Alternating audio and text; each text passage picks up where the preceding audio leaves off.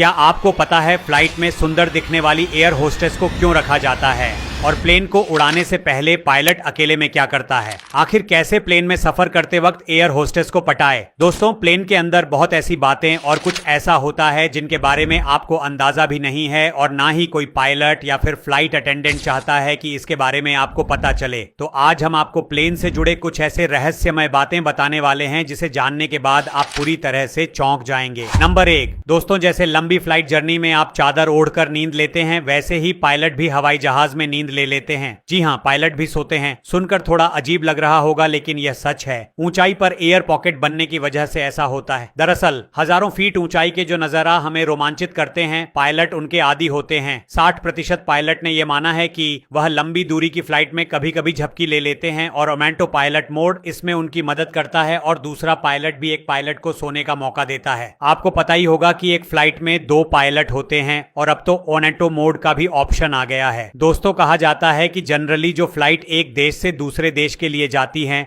और जहां 8 से 10 घंटे की जर्नी होती है, तो वहां ये बहुत कॉमन होता है। कहा तो ये भी जाता है कि कई बार दोनों पायलट नींद मार लेते हैं और ये सभी चीजें पॉसिबल हो पाती हैं ऑटो मोड की वजह से। लेकिन इनसे आपको घबराने की कोई जरूरत नहीं है, क्योंकि पायलट बहुत एक्सपीरियंस होते हैं और वो आपकी जिंदगी के साथ कभी खिलवाड़ नहीं करते। नंबर 2, दोस्तों, अगर आपको ऑप्शन दिया जाए कि आप फ्लाइट में बिजनेस क्लास में जाना चाहते हैं या फिर इकोनॉमी क्लास में, तो यकीनन आपका आंसर होगा बिजनेस क्लास, क्योंकि सबको पता है कि बिजनेस क्लास में सफर करने का मजा ही कुछ और है। लेकिन आपको पता है, अगर फ्लाइट में कुछ हो गया और फ्लाइट क्रैश होने की नौबत आ गई तो क्या होगा? तो दोस्तों, ऐसे केसेस में जो लोग बिजनेस क्लास में बैठे होते हैं, उनके बचने के चांसेस ना के बराबर होते हैं, क्योंकि ये जगह फ्लाइट क्रैश होते समय सबसे ज्यादा खतरनाक होती है। एक बार को तो जो एग्जिट गेट के पास बैठते हैं वो तो बच भी जाएंगे, लेकिन बिजनेस क्लास में बैठते हैं उनके बचने का कोई चांस नहीं होता है और इस विषय पर रिसर्च भी हो चुका है और ये प्रूव भी हो चुका है। नंबर 3, दोस्तों, क्या आपको पता है फ्लाइट में जो टॉयलेट होता है वो कितना साफ होता है?